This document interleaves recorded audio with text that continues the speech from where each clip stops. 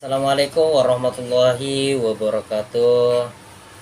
Adil kata lino baciraga surga bacingata cibata harus semuanya.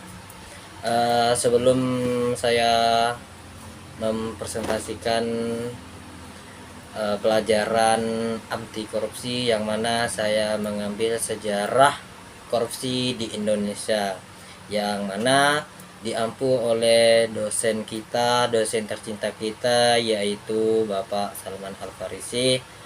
Dan saya sebagai mahasiswa UNU Kalbar ingin mempresentasikan, kurang lebihnya mohon maaf ketika dalam penyampaian saya nanti kurang efisien dalam menyampaikan, maka mohon maaf sebesar-besarnya.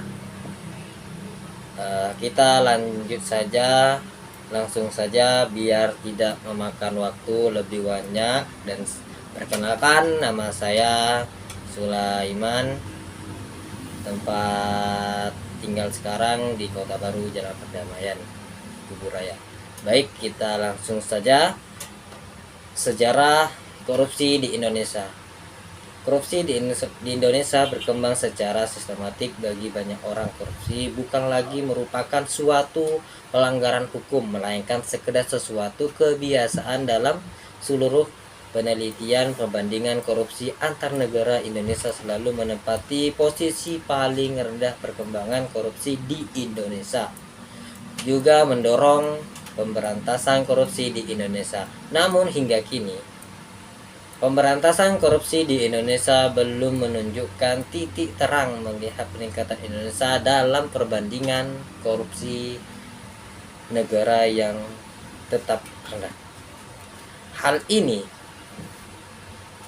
juga ditunjukkan dari banyaknya kasus-kasus korupsi di Indonesia merupakan yang sudah ditangani di Indonesia secara garis besar. Budaya korupsi di Indonesia tumbuh dan berkembang melalui 3 fase sejarah, yakni zaman kerajaan, zaman penjajahan, hingga zaman modern seperti sekarang ini. Pertama, fase zaman kerajaan. Budaya korupsi di Indonesia pada prinsipnya sejarah masyarakat Indonesia terutama pada zaman kerajaan kuno. Coba saja kita lihat bagaimana kerajaan Singosari yang melihat perang antar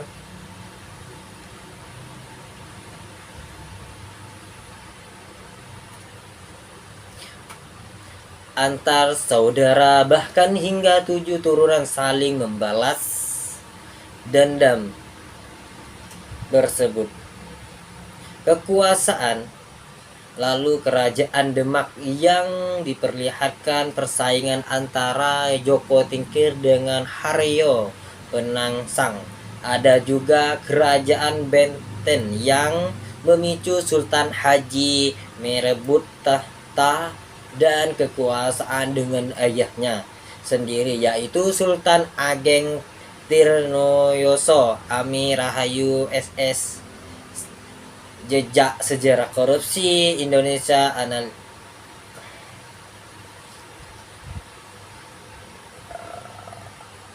analisis informasi living, ya. Hal menarik lainnya di fase zaman kerajaan ini adalah melalui pembangunan watak oportunisme bangsa Indonesia. Salah satu contohnya adalah posisi orang suruhan dalam kerajaan atau yang lebih dikenal dengan abdi dalam sisi kekuasaan zaman ini cenderung selalu bersikap manis untuk menarik simpati raja, atau akhirnya juga memiliki potensi jiwa yang korup yang begitu besar dalam tatanan pemerintahan kita di kemudian hari. Kedua, fase zaman penjajahan.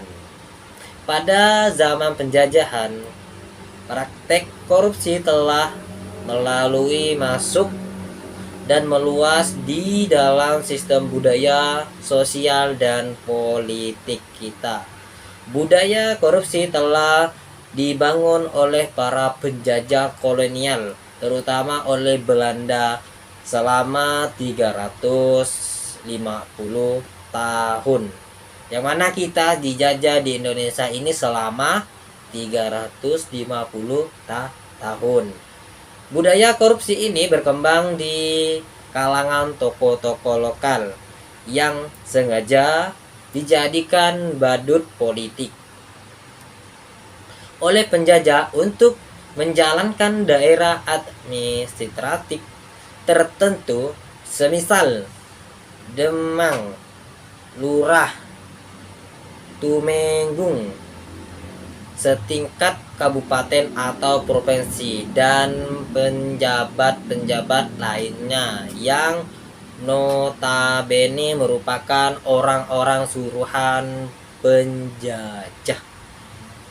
Ulang lagi, orang suruhan penjajah Belanda untuk menjaga dan mengawasi daerah teritorial tertentu. Mereka yang diangkat dan dipekerjakan oleh Belanda untuk memperkaya diri dengan menghisap hak dan kehidupan rakyat Indonesia secara eksklusif.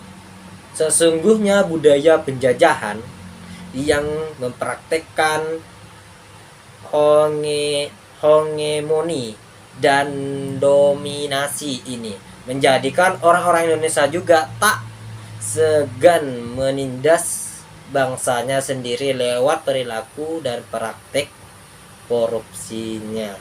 Oke. Ketiga, di fase zaman modern, di fase perkembangan praktek korupsi di zaman modern seperti sekarang ini sebenarnya dimulai saat lepasnya bangsa Indonesia dari belenggu penjajahan. Akan tetapi budaya yang ditinggalkan oleh penjajah kolonial tidak serta-merta lenyap begitu saja. Salah satunya yaitu warisan yang ditinggalkan adalah budaya korupsi, kolusi, dan nepotisme atau disebut KKN. Pemerintah bahkan telah dimulai di era Orde Lama Soekarno yang akhirnya semakin berkembang dan tumbuh subur di pemerintahan Orde Baru Soeharto sehingga saat ini Indonesia tak ayal pernah menduduki peringkat 5 besar negara yang penjabatnya paling korupsi. Bahkan hingga saat ini di Indonesia langkah-langkah pemberitahuan hukum positif untuk menghadapi masalah korupsi telah dilakukan secara beberapa masa perjalanan sejarah, dan melalui beberapa korupsi telah dilakukan selama beberapa masa perjalanan sejarah dan melalui beberapa korupsi telah dilalui selama berapa tahun dan berapa abad. Sejarah dan melalui beberapa masa perubahan perundang-undangan pada saat ini, keberadaan tindak pidana korupsi dalam hukum positif Indonesia sebenarnya sudah ada sejak lama, yaitu sejak berlakunya Kitab Undang-Undang Hukum Pidana 1 Januari 1918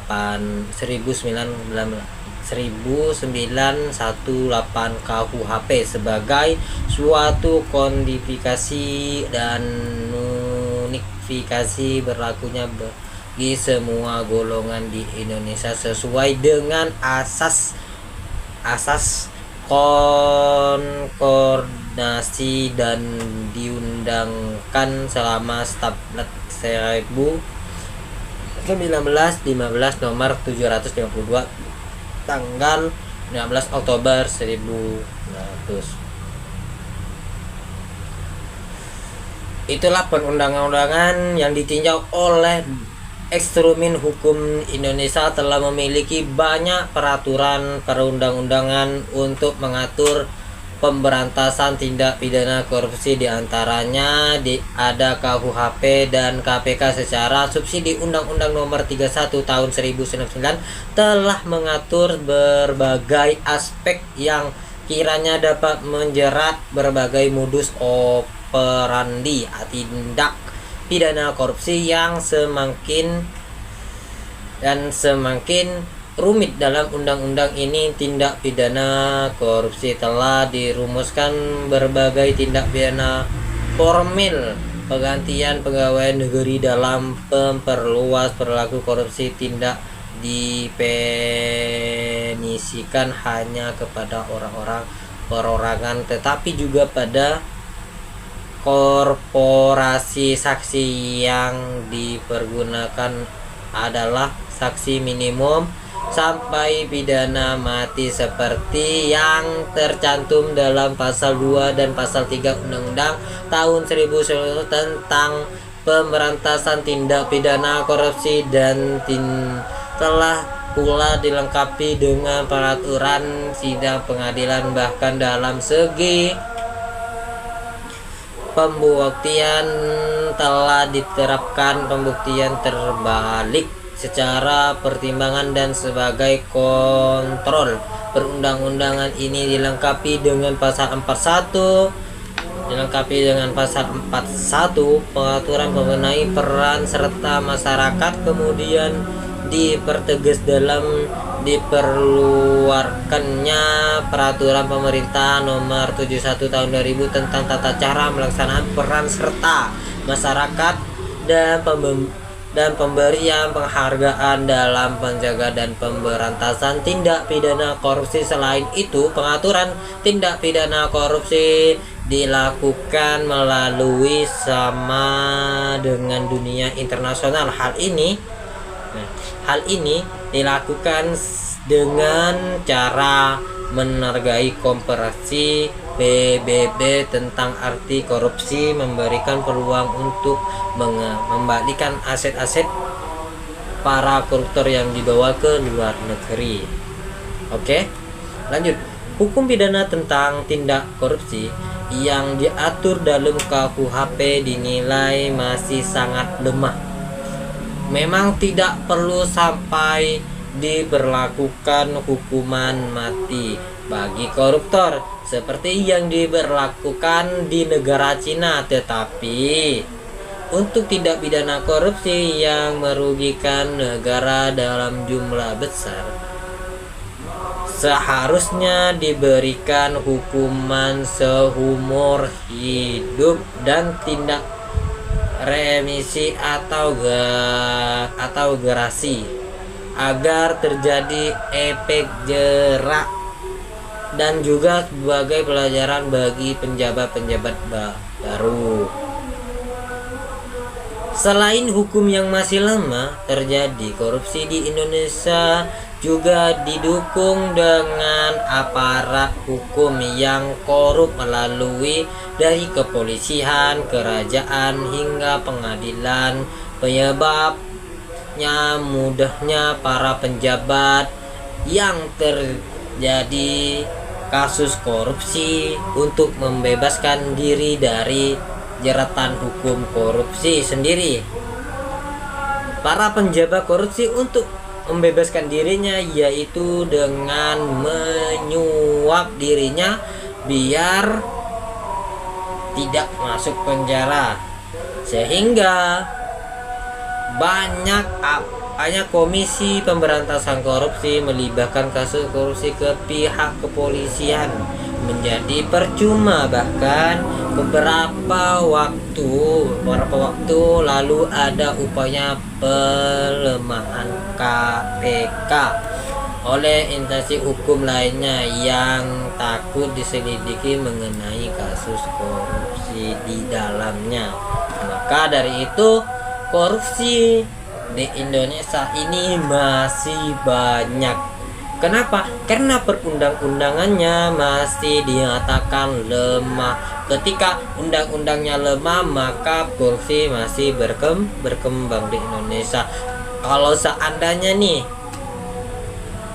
pada zaman kerajaan yang utama ya, pada zaman kerajaan dahulu, kalau pada zaman dahulu korupsinya dengan apa?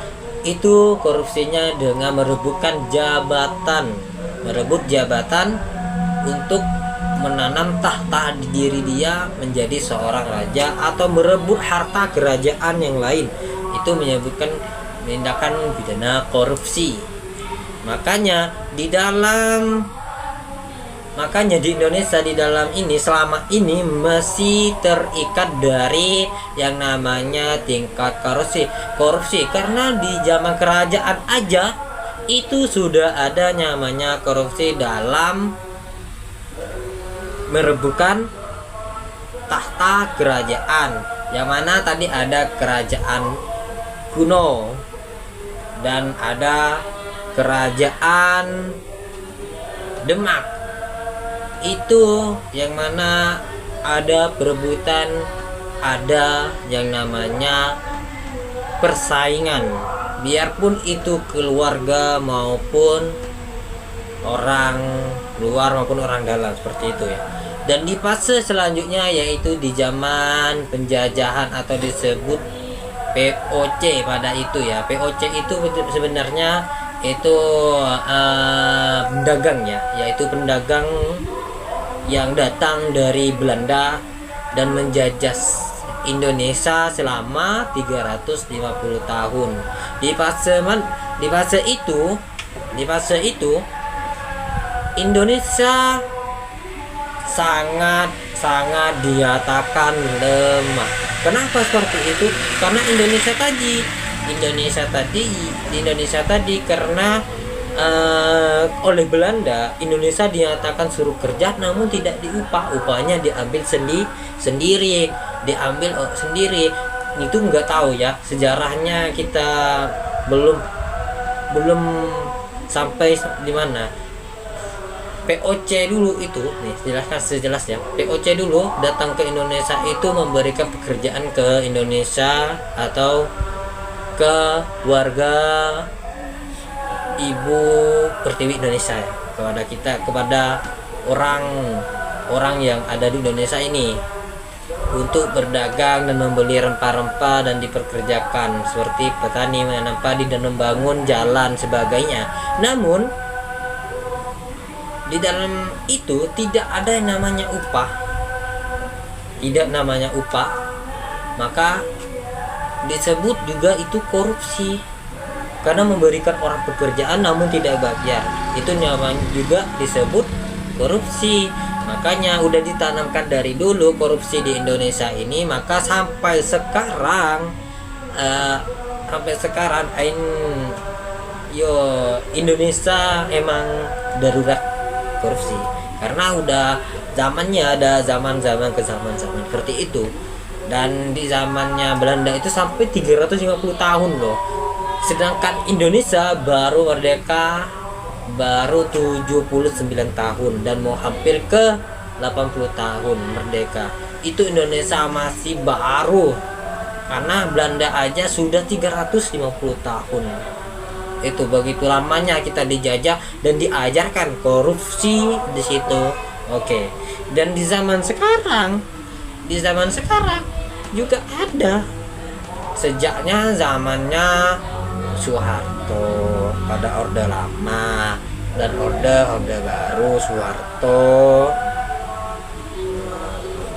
Itu sampai saat ini makanya masih ada yang namanya korupsi, biarpun dibuat undang-undang KUHP pada tahun lalu, yang mana di tahun itu ada 1 Januari yang memberikan tentang tindak pidana korupsi ya. Ketika orang korupsi maka dihukum itu seperti itu ya, seperti itu karena masih lemah, nyatakan lemah, saya bilang lemah itu.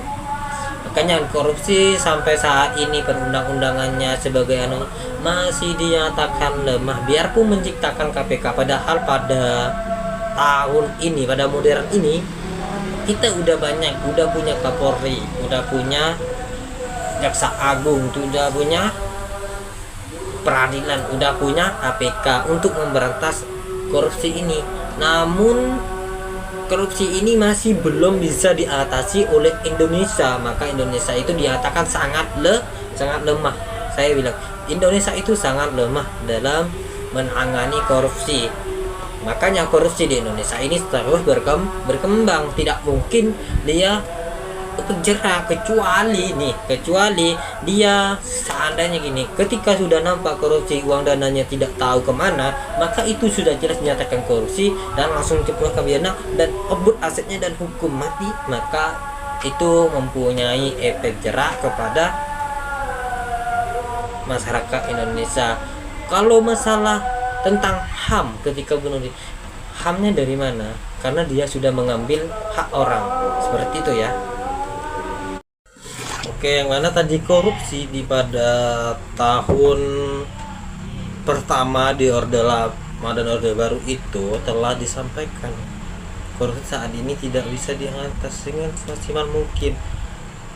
Biarpun sekarang di eranya sangat miris sekali di Indonesia ini ya, saya menyatakan miris sekali karena sampai ada berapa 900 triliun itu uang negara yang dikorupsi oleh negara, oleh perusahaan-perusahaan yang ada di negeri kita, di negeri Indonesia.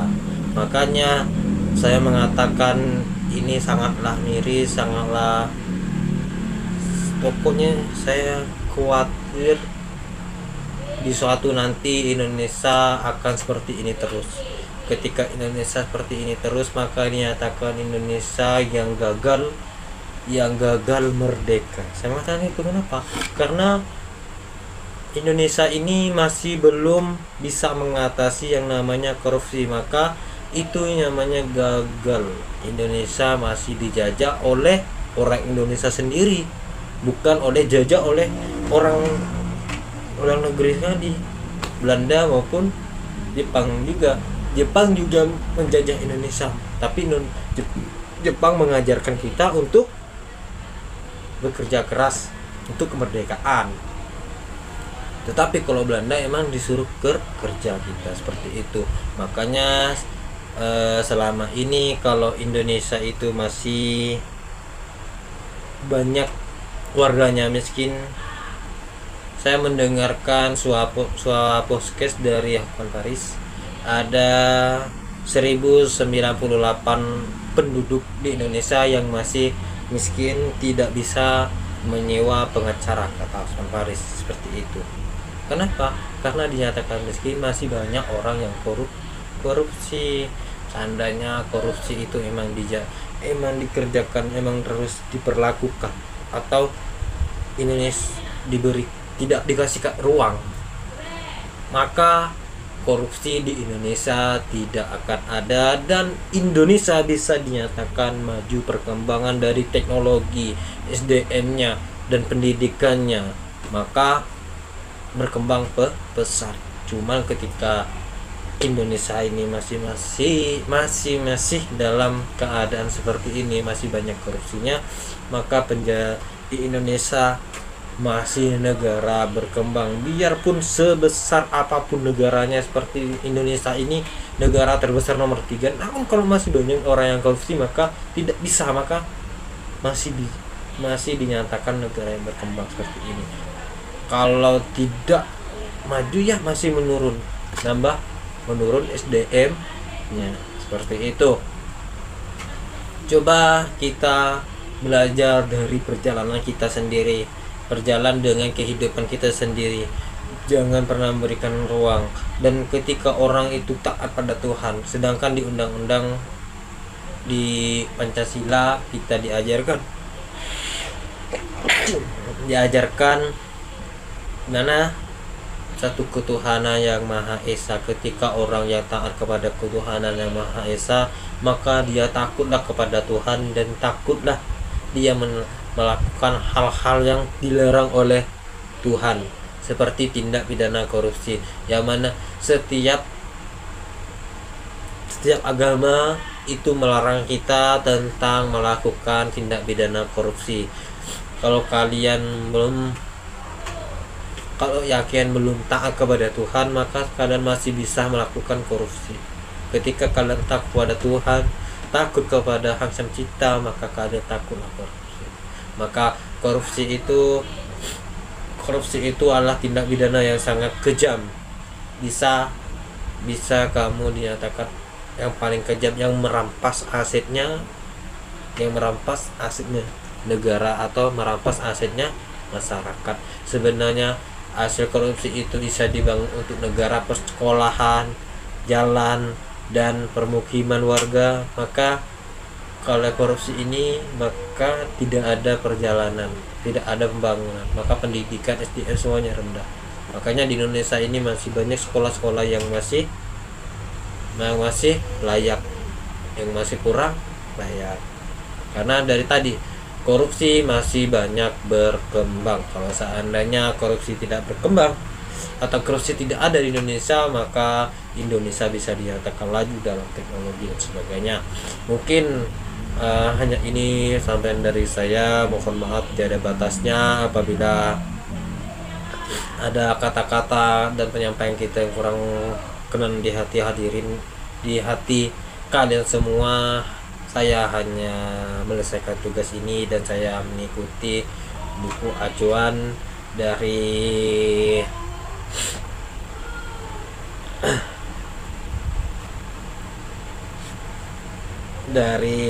Polmes Pilpres 2016, yang mana sejarah penegakan hukum tindak pidana korupsi dan makalah sekolah 2016 untuk menanyakan korupsi.